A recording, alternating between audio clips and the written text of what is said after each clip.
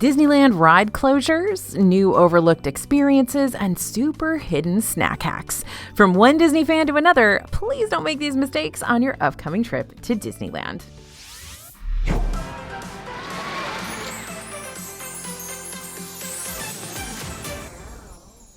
Hey everybody, it's AJ for Disney Food Blog. Now for today's video, we are heading over to Anaheim, California for a change of scenery, a change of Disney park, and for a change of important tips to remember if you don't want to flub up your whole vacation. You know how it is. First up, miss the early arrival window. Okay, we're starting off today with a Disneyland Rise and Shine hack that kind of feels like we're cheating here, but I promise you we're not. If the park opens at 8 a.m., you need to be going through Disney security no later than 7 a.m.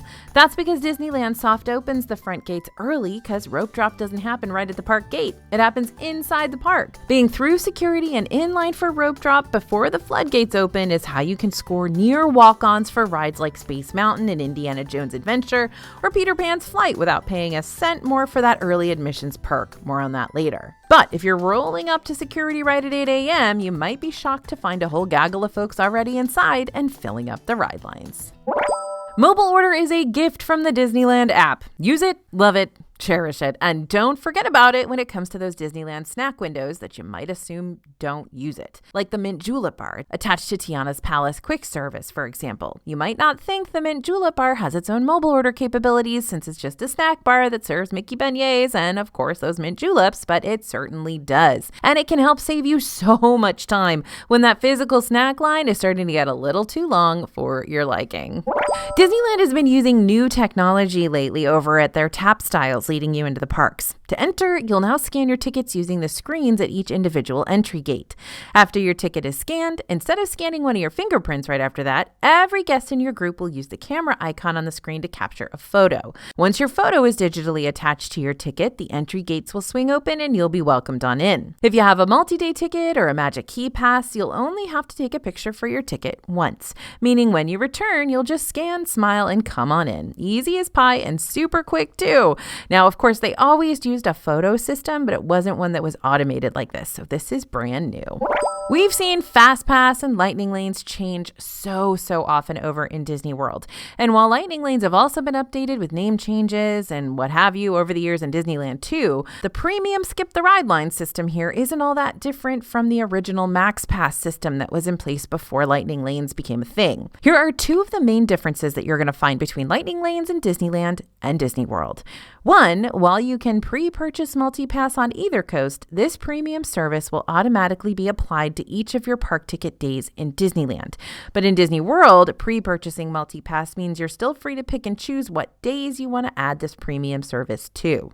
And two, Disneyland doesn't follow the same pre-selection format that Disney World switched over to last year, where you can pre-select up to 3 multi-pass Lightning Lanes before your visit. Instead, Disneyland's sticking with the same style of service they've basically been using since their Max Pass days. You'll be able to start making your selections one by one after entering your first park of the day, but no sooner than that. We're going to talk about a lot of key differences between Disney World and Disneyland, but if you want to see all the main ones laid out clear as day on an easy-to-access list, you can always pick up our 3 Perfect Days at Disneyland guide by scanning the QR code you see on the screen now, or by heading to disneyfoodblog.com/Disneyland plans after this. The coolest part about this guide is admittedly the fact that it's been recently updated with a springboard itinerary for your next Disneyland vacation. But the Disneyland versus Disney World comparison toward the front of it is a nice little add-on to that free PDF. So like double the info, double the usefulness, and double the fun.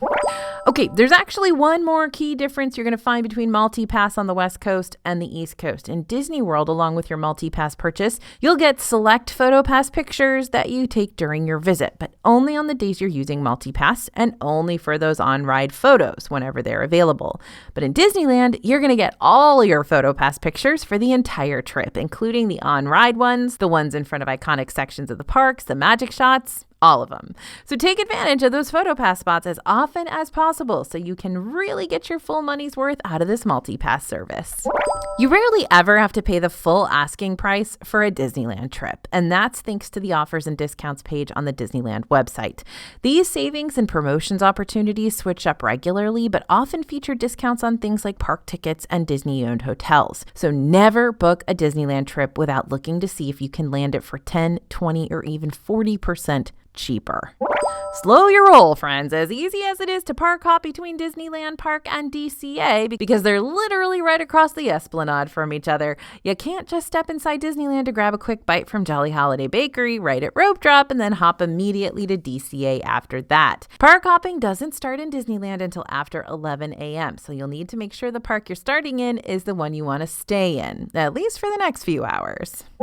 Many folks out there prefer the version of Haunted Mansion in Disneyland versus the one in Disney World. And one of the big reasons for that is this version of Haunted Mansion gets a massive Nightmare Before Christmas overlay when the Halloween and Christmas seasons come around. Usually this overlay starts up at the beginning of September, but word of warning to my August vacationers out there, that means Haunted Mansion does close for a few weeks to make this transition happen.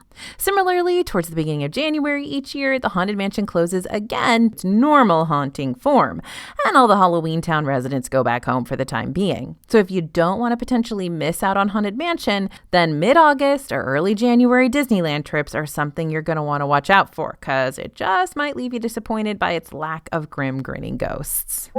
Following up on the point prior, if you're more familiar with Disney World versus Disneyland, then you might feel more inclined to ditch the duplicate rides and stick with the rides that are more Disneyland OGs.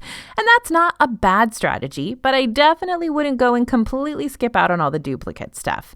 Because if Haunted Mansion in Disneyland has shown us anything, it's that not all duplicate Disneyland/Disney World rides are completely identical to one another. Space Mountain is one of the best examples of this, in my humble opinion. While the theming is relatively the same, unless Disneyland has a Star Wars Hyperspace Mountain overlay going on, or Ghost Galaxy or whatever, the ride cars on the Disneyland version sits 2 per row versus 1 per row, making it less intimidating for younger riders who want to sit next to someone before ascending into deep space. Those are a lot more comfortable in terms of seating, and the track is all around smoother on the Disneyland version too. It's just a better ride. Disneyland might not be the biggest place in the theme park industry, but that doesn't mean you're not going to rack up thousands of steps during your day. So whenever you've got the chance to, you're definitely going to want to take Disneyland shortcuts to help save your poor feet from exhaustion. Here are a couple of our personal favorites. First off, one of the biggest shortcuts at Disneyland can be found on Main Street, USA. While it's not always available, sometimes during the parades and shows and, emergencies, walkways that are normally frequented by cast members along the edges of Main Street, USA are open to the public in an effort to direct traffic. These corridors are featured on both sides of the street whenever they're open, so be on the lookout for them to avoid those bottlenecked Main Street paths. Okay, here's one more for you. It can be found along the newly branded Bayou Country leading into Galaxy's Edge. This route takes you past Hungry Bear Barbecue Jamboree and straight towards Rise of the Resistance. But the best part about it is that it'll take you along the gorgeous rivers of America, all while bypassing Frontierland and Fantasyland foot traffic. Currently, Disneyland is in the midst of its 70th anniversary celebration, which I'm going to be talking about a lot today. But how's about we start with one of the latest immersive 70th anniversary experiences that'll help you collect lots of exclusive souvenirs around the park for free. Well, free in the Disney sense. You've still got to pay for the Magic Band Plus to receive them, but if you were already planning on getting one of those anyway, or you already have one purchased, then bring on the freebies. As part of the Disneyland year-long celebration, you can set out on a quest to collect these vintage-style Disneyland tickets around the park. Free tickets can be found at Main Street Cinema over at Tilly's booth, the Frontierland booth at Silver Spur Supplies, there'll be 3 touch points to access here, and over at the Skipper Lockers at the Jungle Cruise. Fantasyland also has 5 touch points by Bibbidi Bobbidi Boutique, and while they won't print you out any free souvenirs, activating them will open up shields on display to show diorama scenes of different characters and attractions, which is very, very special. Disneyland property might not have as many hotels as Disney World, but Disneyland's 3 hotels do have package delivery, and that gives them a big leg up on the competition. Basically, this service lets you shop at select gift shops around Disneyland property without having to lug all your purchases around with you all day long. Instead, you can have your souvenirs delivered back to your hotel, where you can pick them up the very next day. These package deliveries will be available for you to pick up at your hotel's gift shop. Not every ride in Disneyland stays open all day long. Right before the Disneyland fireworks, for instance, the rides around Fantasyland and Toontown will close to kind of protect you and any cast members from little firework pieces that might flutter into these areas. Depending on the park's hours on the day of your visit, these rides could open back up right after the show, so don't completely count them out if you weren't able to see them before the fireworks. And a couple of hours before Fantasmic, any of the rides and attractions that take place along the rivers of America, like the Davy Crockett Explorer canoes, my favorite, Columbia sailing ship, and Mark Twain riverboat, are going to wrap up for the remainder of the day, since Disneyland's going to need that river and those giant ships to pull off their show. So check those ride hours on the Disneyland app during your day to make sure you're not missing out on something that you could have otherwise accomplished earlier on. And since we're on the subject of checking attraction hours, here's something really important you'll want to keep in mind that could be the difference between you seeing both of Disneyland Park's nighttime spectaculars or missing out on them completely. Disneyland's Castle Show doesn't always feature fireworks. During slower seasons, like at the beginning of the year, Castle shows might only have fireworks on certain nights and just Castle projections minus the fireworks on other nights. You'll want to check the Disneyland events calendar online before your visit to see what'll be available for you. On a similar note, Fantasmic also has an interesting schedule you'll need to be aware of. During busier times of the year, like we're seeing during this summer season, Fantasmic will play twice nightly, once before the Castle Show and once after the Castle Show. However, there are other times during the year when Fantasmic may happen only once per night or not at all, again when the slow season is upon us. So if Fantasmic is a priority experience for you, let me emphasize this, check the Disneyland calendar. Okay, you're telling me we could miss not one, not two, but potentially 3 nighttime shows in Disneyland? Actually 4, but I'll get to that one later on. Let's just say Disneyland's nightlife is bustling, especially during the 70th anniversary celebration. Currently, you can watch another nighttime projection show called The Tapestry of Happiness, which showcases 70 years of happy Disneyland moments. This short display happens on the It's a Small World show building each evening, but unlike the other 2 nighttime spectaculars we've already talked about, this one has a few different show times throughout the night, giving you at least 4 different chances to see it. Back in 2023, Disneyland Park reimagined its already reimagined treehouse rock-through. Initially, this was the Swiss Family Treehouse. Then it transformed into Tarzan's Treehouse back in 1999. And now it's the Adventureland Treehouse, which pays homage to the OG theme, meaning you'll come across several rooms inspired by each Swiss Family Robinson member. But don't worry, Disneyland didn't totally forget that Tarzan and friends once lived here too. That's why Jane the Ostrich is so special. Not only is this long-necked friend of ours a new animatronic built for the latest Treehouse re-theme, but she's also named after Tarzan's lovely lady as a little nod and wink to who was here before. Over in Disney World, you've got a lot fewer opportunities to use a free single rider line for one of the more popular rides to potentially cut down on your wait time. But over in Disneyland, the single rider possibilities are a whole lot better, especially when you're in Disney California Adventure. If you want to see which attractions are offering a single rider option during your visit, go to the Disneyland app's interactive map, tap on the attractions option at the top of the page, select the leftmost toggle button next to locations, and scroll down until you find the single rider filter. Just keep in mind that using single rider means you will be split up from your group, so this might not be an option you'll be able to use if you've got younger folks in your group. We've seen Disney World test out Buddy Pass once or twice before, especially over at Smuggler's Run in Hollywood Studios, but in Disneyland, it tends to pop up a bit more frequently. Buddy Pass basically works like a single rider. You might even use the single rider line of an attraction while you're using a Buddy Pass. But instead of you flying solo, you're allowed to buddy up and bring one other person along with you for a potentially shorter wait time. Recently, the only rides we've seen using Buddy Pass are Monsters, Inc. Mike and Sully to the Rescue in Disney California Adventure, and Toy Story Midway Mania sometimes, as well as the Many Adventures of Winnie the Pooh, where it's actually called a Roo Pass. But keep in mind that Buddy Passes are a hit or miss thing depending on the day and won't always be available during your visit. But that doesn't mean they're not worth checking out. You're doing yourself a disservice if you go to Disney California Adventure, explore all the different rides and snacks, but never take a moment to step inside the Disney Animation Building in Hollywoodland. This place is really special. Not only is it a chill hub where you can take in some crisp AC and relax a little bit while watching animation clips play out, but the Courtyard Gallery breaks off into different rooms with different attractions, like the Animation Academy, where you can learn how to sketch a fan favorite Disney character, Turtle Talk with Crush, very similar to what you're going to find at Epcot in Disney World, and Anna and Elsa meet and greet, and the Sorcerer's Workshop, where you can create your very own hand-drawn animation, compliments of the Magic Mirror realm.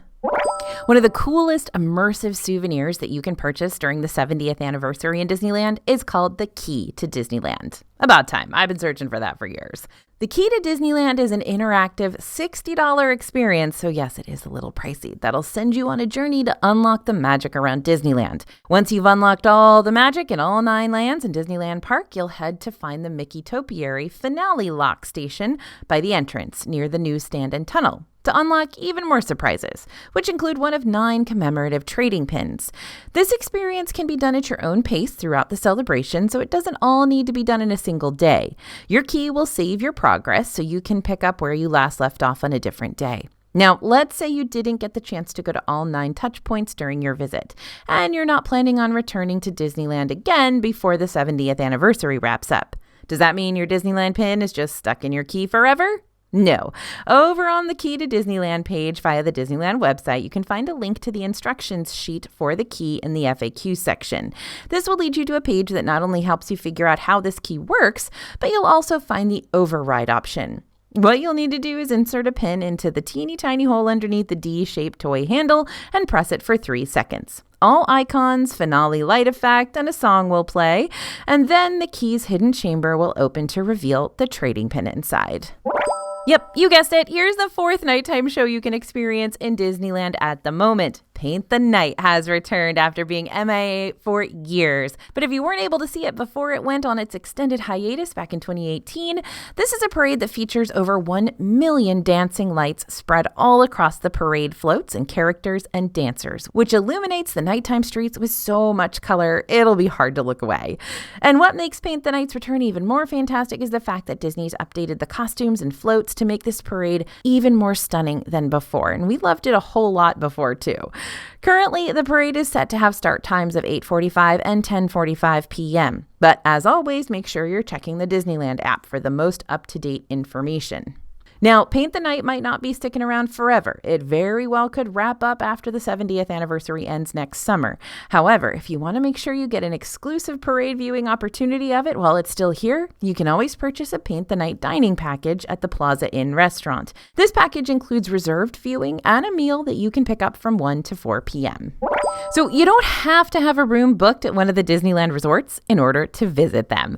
While you're not going to be able to take a splash in the resort pools or use the fitness centers or get any of those resort guest perks for the parks, everyone is still more than welcome to come over to the hotels, whether you're a guest or not, and explore the lobbies, the gift shops, the restaurants, and lounges. And really, you should be taking advantage of this. These resorts have a lot of solid offerings, only steps away from the parks. And if you haven't yet checked out the revamped Pixar Place Hotel, which was formerly the Paradise Pier Hotel, you've got to see what Imagineers have done with this space. It truly feels like you've stepped into a modern Pixar art gallery. I'm not just talking about taking the time out of your park visits to dine inside the Disney hotels, although, yeah, you're going to want to look into booking some reservations at those restaurants too. The Disneyland resorts, after all, are the keepers of some of my favorite restaurants on property. But aside from resort dining, I'm also talking about checking out some of the new restaurant locations that Downtown Disney has either recently opened or is getting ready to open in the future, thanks to this shopping district's major transformation that it's been receiving as of late. Some of the new restaurants you can find right now include Din Tai Fung. This is a Chinese restaurant that serves dishes family style, like buns and wontons, those incredible soup dumplings, there's noodles, fried rice. This is basically a super popular chain, and if you can get a chance to go, you should. New market area called Parkside Market houses 4 new restaurant locations all under one roof. There's Paseo and Centrico, both featuring high-end Mexican cuisine. Paseo is the upstairs dining room. Centrico offers a courtyard bar and restaurant. Also, if you're looking for a quick bite, Tiendita is a third option to complete this Mexican restaurant trinity, providing a fast food style component to these new eateries. And while you might not consider a confectionery a place to dine, it is worth noting that Marceline's Confectionery was recently transformed into Disney's wonderful world of sweets, which continues to serve beloved and classic Disney treats like churro toffee and marshmallow ones, and a variety of new dessert options like the freshly made Werther's Original Caramel Popcorn, which is usually what Epcot over in Disney World is so well known for. Remember back when Disney World still had Genie Plus and you could stack multi-pass lightning lanes? Well, that's something you can still do over in Disneyland. As soon as the day starts, you can make your first multi-pass selection, and you can make another selection either A, once you've redeemed your most recent choice, or B, after 2 hours have passed since you made your last choice, which is how you can start stacking those lightning lanes early on. While you're rope dropping in the morning, you can begin stacking multi-pass ride reservations for the late morning and early afternoon. And by the time noon hits, you'll be bouncing from ride to ride with minimal waits. It may be tempting to purchase multi-pass for your upcoming Disneyland trip so you can skip over the main ride queues in exchange for much shorter lines. But before you commit one way or another, there's something big you need to know about multi-pass in Disneyland first. Not every ride is Lightning Lane compatible. In fact, some of your favorites might be missing from the list completely. Between Disneyland and DCA, there are no multi-pass Lightning Lane options currently for the rides you'll see up on the screen. Rise of the Resistance in Disneyland and Radiator Springs Racers in DCA do use Lightning Lanes, but those are also not going to be part of your multi-pass purchase, since they're part of the single pass option where you'll pay a separate price for them per person per single ride through. Now, this isn't me saying that lightning lanes aren't still super useful here. Disneyland Park is home to a lot of rides, so many of the heavy hitters will still be featured as a multi-pass option. And in DCA, the rides that don't have lightning lanes rarely ever need them. But notice how basically all of those Fantasyland rides in Disneyland are not part of the multi-pass lineup. So if you're traveling with younger kids and you know Fantasyland is where you're going to be spending a good chunk of your time, you may not need that multi-pass purchase for your group. Okay, one more lightning lane mistake to avoid, and then I will cool it on the lightning lanes for now. Just because an attraction does or does not have a lightning lane at the moment doesn't mean that's always going to be the case. Take Pirates of the Caribbean as a recent example. This one goes back and forth. Sometimes it doesn't have a lightning lane. Other times, especially when the park is entering into a busy season or another one of those major attractions is undergoing refurbishment, then it'll have a lightning lane up and available. This is just a friendly reminder to double, triple, and quadruple check on those lightning lanes leading up to your visit so you know which ones you'll be able to grab during the day and which ones you'll need to plan to wait in a physical line for. While Disney World did away with their park pass reservations, mostly starting January 9th, 2024, Disneyland still requires you to make them for now. So don't forget to make your park pass reservations after you purchase your tickets so you can save your spot in the park. Want to make sure park pass reservations are still available for the days you're wanting to visit so that you don't have to purchase tickets and then find out all those reservations have already been taken up, which would be more than frustrating? Just head to the Disneyland website and check out their theme park reservation availability page to help take that weight off your shoulders. Disneyland hotel prices can be intimidating, even with those seasonal discounts. But do not fear. You don't have to pay those Disneyland hotel prices to still find a room close to the parks. Good Neighbor hotels partner with Disney but aren't owned by Disney. And they give guests a cheaper hotel stay that's still extremely nearby, like right next to the parks. In fact, several Good Neighbor hotels are even within walking distance to the parks and downtown Disney. But even those that aren't will have the Anaheim Resort transportation system available, which you can use for an extra fee to take to and from the hotel and parks. There are over 50 different Good Neighbor hotels you can potentially choose from, ranging from economy to suite. To find them all, you can go to the Disneyland website, select the Places to Stay tab, and then scroll down to the Good Neighbor Hotels option to start browsing. You can even filter by how close they are to the park. Just keep in mind that these hotels won't give you all those nice benefits like the Disneyland-owned ones do, including that enhanced Disney-fied Imagineering you know and love, but that sacrifice could also potentially save you hundreds on your next hotel stay, which may be more than worth it to you. When it comes to partying the night away, Disneyland knows how to keep the good times rolling thanks to its limited time Disney After Dark events and holiday offerings like Oogie Boogie Bash in DCA. But if you want to be part of all that exclusive fun, you're going to have to lock in your event tickets ahead of time because they book up really, really fast. This is especially true for Oogie Boogie Bash, which often sells out shortly after the tickets are released toward the middle to end of July. So whenever you know the exact dates for when these special event tickets are going to go live, do not dilly-dally. Make sure you're going out and locking in those purchases as soon as you can so you don't get left in the dust. Depending on where you stay, you might be able to walk right on up to the parks every day of your trip without worrying about needing to budget any extra travel time into your itinerary. But if you do plan on driving into the parks each day from your hotel, you're going to need the DL on traveling over to the Disneyland bubble. If you take a rideshare like Uber or Lyft, there are 2 different drop-off/pickup locations that they can take you to. Either A, the passenger pickup area for the downtown Disney district, which is close to the bus station, or B, over at Harbor Boulevard, which is close to the Anaheim Hotel, located just minutes away from Disneyland. But if you drive over, there are 3 places for you to park. As you get closer to the Disneyland bubble, you'll start to see signs pointing you in the direction of these parking locations. But because the Mickey and Friends and Pixar Pal parking structures are still a bit of a walk away from the main entrance, tram services are available that can pick you up and take you the rest of the way. And since the Toy Story parking area is even further out, you can take one of the Disney shuttles up to the parks instead. Parking is $35 plus per day, so make sure you budget that into your trip expenses. When it comes to this immersive tropical bar, the Trader Sam's Grog Grotto over at Disney World's Polynesian Village Resort is more survival of the fittest than it is welcome on in and relax for a spell. And that's because you got to be ready to get in line and put your name on that walk-up wait list before the bar opens at 3 p.m. But over at Trader Sam's Enchanted Tiki Bar at the Disneyland Hotel, miracle of miracles, you can make advanced dining reservations 60 days ahead of your visit to secure your spot in this interactive environment. I do not know why they don't do that for Trader Sam's over in Disney World. I wish they would. But not only that, but this Enchanted Tiki Bar is open daily, currently starting at 8 a.m. and staying open until 11:55 p.m. to give you even more opportunities to visit this popular Disney spot. If you miss your chance to make an advanced dining reservation for Trader Sam's, you might still be able to join a walk-up wait list on the day of your visit. Just check the Disneyland app or ask the host out front about the updated wait time if one is available. Now, I'm not done talking about Trader Sam's just yet because this Enchanted Tiki Bar recently released a brand new breakfast menu available from 8 to 11 a.m. daily that all you breakfast aficionados are not going to want to miss. We're not just talking about the traditional eggs and bacon here. We're talking innovative dishes like ube stuffed French toast, a Korean-style breakfast sandwich, open-faced lomi salmon sandwich, and tropical pancakes. Indoor seating is open for this new dining time, but the outdoor patio seating will continue to strictly open at 11 a.m. in time for lunch. Come on now, no pre-Disney crash outs here, okay? There's no need to stress over planning a Disneyland vacation all by your lonesome when there are so many people out there who want to help you out.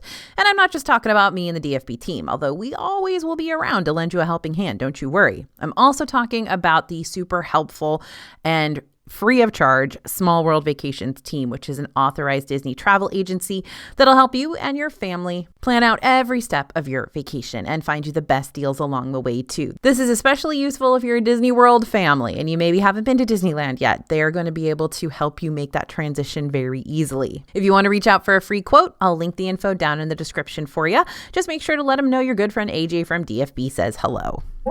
This is a weird one, but an important tip nonetheless. Back in the day, you could trade pins all over Disneyland with everyone. But recently, the Disneyland guest pin trading etiquette policy has been updated to limit pin trading to a dedicated location near Westward Ho Trading Company in Disneyland Park, but only from park opening to 3 p.m. daily. According to the rules, pin traders can only bring one pin trading bag measuring 14 by 12 by 6 inches, cannot use lights or signs, cannot use park benches to display pins, but there will be tables provided, and cannot trade pins for money, gifts, or vouchers from other guests. That being said, pin trading via lanyards is still permitted throughout the parks. I know I've been comparing Disney World a lot to Disneyland during this video, but if you're more used to Disney World, then you need to know that these parks work differently, and that goes for their hotel park benefits too. Over in Disney World, Disney's hotel guests can access any parks on any days 30 minutes before the general public. But starting back in 2024, Disneyland made it to where their hotel guests can have early access to one of the 2 Disneyland parks each day. So, for example, on some days, the Disneyland park will be available for early admission, and on other days, California Adventure will be available for early admission. The Disneyland hotels also currently do not offer an extended evening hours benefit for guests like the guests can get over at Disney World when they stay at one of those deluxe resorts. So even though you might be paying a deluxe price to stay in a Disneyland room, don't expect to stay in the parks after closing on any day unless you have purchased a ticket for an after-hours event. I'm not telling you to roll out your sleeping bag and prep for an all-nighter on Main Street, USA, but if you're wanting to extend your time around Disneyland Park or DCA at the end of the day and maybe make some last-minute purchases while you're at it, you should still be able to visit the flagship shops for up to an hour after the parks close. So many of Disneyland's restaurants and snack stands feature seasonal offerings, which is great because that means there's a high chance there'll be something brand new for you to try the next time you visit. But it also means you're going to want to keep a close eye on these menus leading up to your trip because the item you may have wanted to try could be gone by the time you arrive. Disneyland will normally list on the top of their online menus if a sweet or savory option is going to be around for a limited time. That way, you won't be left guessing whether or not a certain snack might or might not be available during your trip's time frame. But really, the main takeaway here is that Disneyland is constantly rotating out snacks and featuring new seasonal specialties, which is both fun and can be heartbreaking at the same time. But I am going to say, most of Disneyland's snacks are incredible. Now, let's talk about the Matterhorn macaroon versus raspberry rose macaron debate that Bria and I are constantly engaged in 24/7. My scriptwriter Bria and I have had this debate for years now. She prefers the raspberry rose macaron from Jolly Holiday Bakery Cafe on Main Street, USA. And I, on the other hand, know for a fact that the Matterhorn macaroon is the obvious pastry choice to get from this little quick service. So we know it's all a matter of preference. If you like fruity and floral combos, then you'll probably be Team Bria on this one. And if you think a white chocolate and coconut pairing is 10 times better, then you'll be Team AJ. Or perhaps you'll be on a team of your own making. After all, Jolly Holiday's got a lot of options to choose from. I am always on Team Tomato Soup and Grilled Cheese Sandwich as well over here. And they offer tons of seasonal treats too. If you want to see all the different anniversary snacks that Disneyland recently released for this 70th celebration, we got a full post all about it on our DFB website because we've tried them all. So I'll go ahead and drop that link down in the description for you. Out with the drab, in with the fab. During one of my past Disneyland trips, I found myself packing the exact same Disneyland tees that I wore during my last trip and maybe even the trip before that. So you know what the DFB team and I did? We created some new Disney-inspired tees that we wanted to wear, and we figured you might want to wear them too, which is why we added them to dfbstore.com. From Dole Whips to Nightmare Before Christmas to Big Thunder Mountain and more, we got a ton of tees and tanks and sweatshirts in all different sizes and colors that'll help make sure every member of your family has a design and style that they are going to be proud of.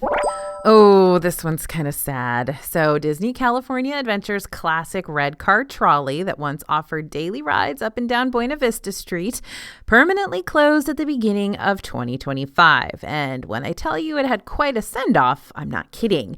Our Disneyland reporters went over to DSA on the red car's final day of operations and had to wait 2 hours before they were finally able to board. So safe to say, I think its presence is going to be missed, especially by the Anaheim locals. So why did it have to close? Well, it had nothing to do with the attraction itself, but Disney needed to remove the red car trolley barn to make room for Avengers Infinity Defense and Stark Flight Lab, two new rides coming to the Avengers Campus expansion in the future. Which brings me to my next mistake to avoid.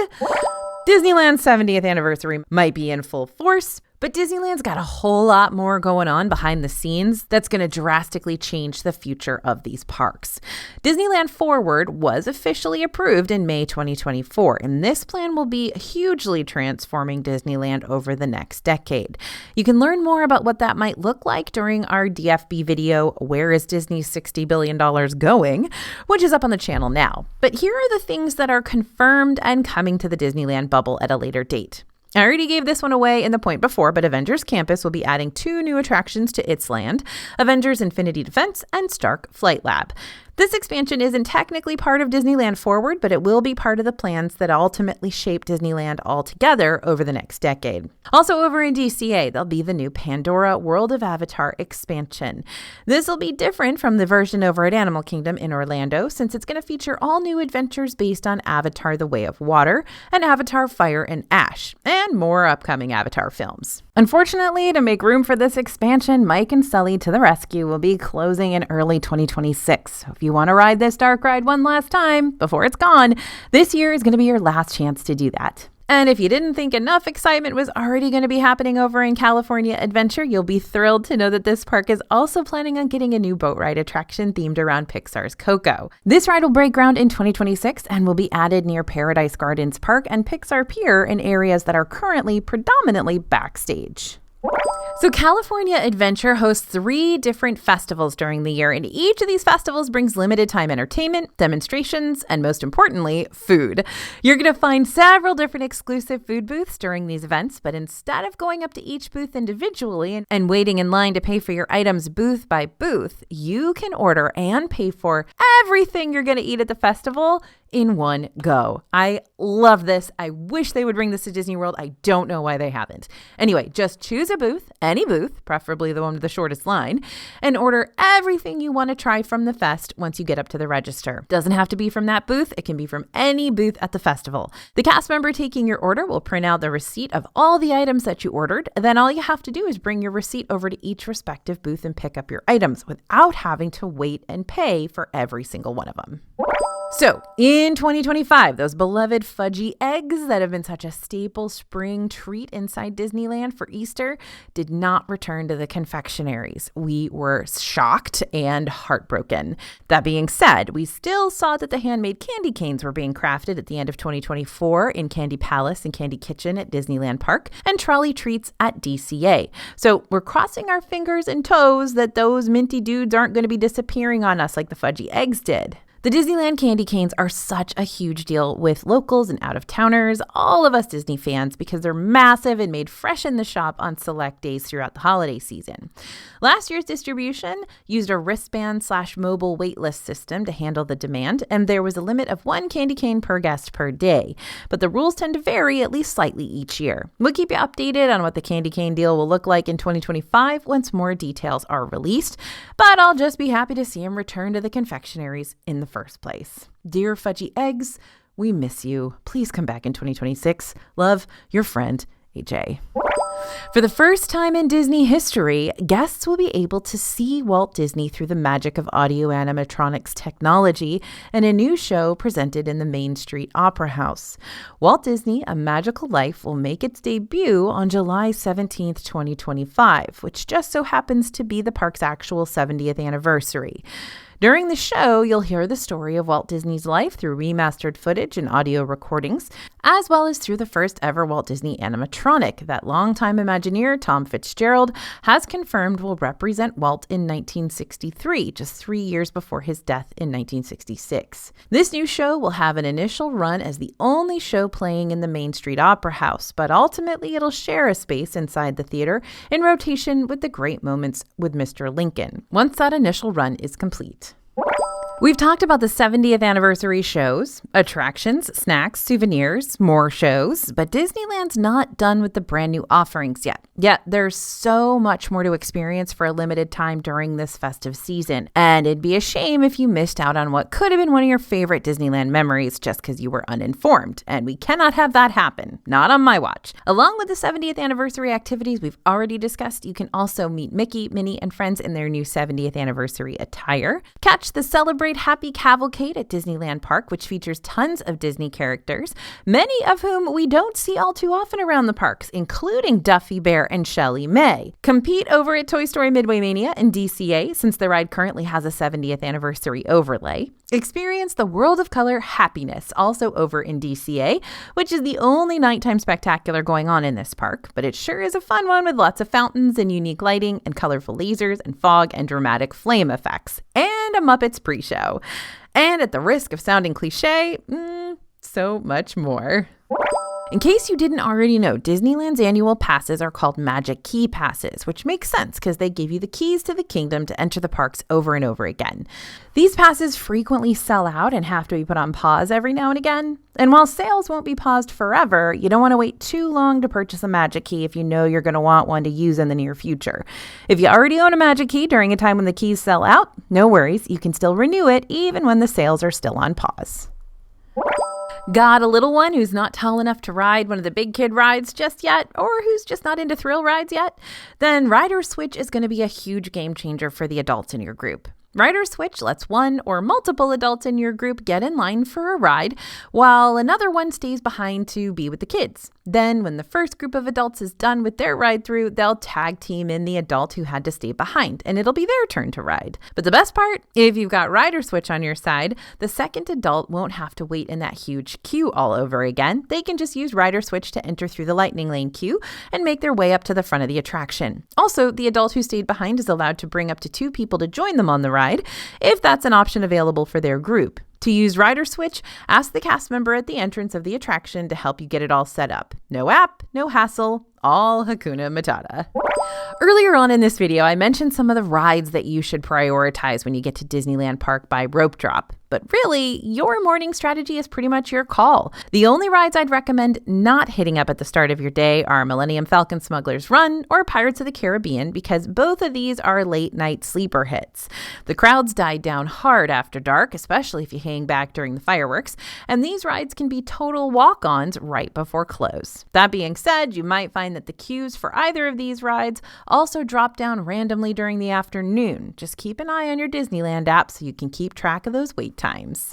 Okay, I lied. There's one more ride you might not want to hit up first thing in the morning, and that's actually Rise of the Resistance, which sounds like a really bad suggestion on our end because it's the exact opposite of what we suggest if you're trying to get in line for the same ride at Hollywood Studios in Orlando. But here's the thing. Rise of the Resistance often isn't even open right when the Disneyland park opens. It's notorious for delayed starts, and rope dropping it usually means standing around while cast members try to get the systems working again. Instead, you'll want to circle back right before park close, if not a little before that. Wait times for rides in the evening, especially on a weekday when an event isn't happening, can drop to 30 minutes or less, and much like the Galaxy's Edge over in Hollywood Studios, the Batuu vibes are unbeatable at night in Disneyland too. So waiting on this one not only means you'll be skipping morning chaos, but you could also be ending your day with a bang. Don't let the size of Disneyland fool you. Sure, it might not have as many parks as Disney World, but that doesn't mean Disneyland is lacking by any means. It is packed with rides and restaurants, shows, activities, which is even greater now that the 70th anniversary is alive and well. So my advice to you for visiting Disneyland is A, choose your park priorities ahead of time to make sure you don't miss them, and B, get to the park early so you can start your day off right away. Then there's C, consider setting aside 2 days for Disneyland or get a park hopper ticket so you can jump back and forth from Disneyland to DCA, depending on what you want to ride, because I'm not going to lie, those parks are about 2 minutes walk away from each other. It's great. And then D, continue to take plenty of breaks. Stay hydrated, rest up, and pace yourself so you don't burn out quickly before you're even halfway through your visit. It seems as if I've got the Disneyland bug. I mean, I always have the Disneyland bug because I'm so not ready to leave these parks yet. If you feel the same, you can keep the West Coast fun and park planning going by checking out one of our other Disneyland videos next, like the best Disneyland snacks for 2025 maybe. And don't forget to download our free 3 Perfect Days in Disneyland PDF over at disneyfoodblog.com/Disneyland plans today. Thanks for listening, everyone, and thanks for watching. As always, this is AJ for Disney Food Blog, and we'll see you real soon.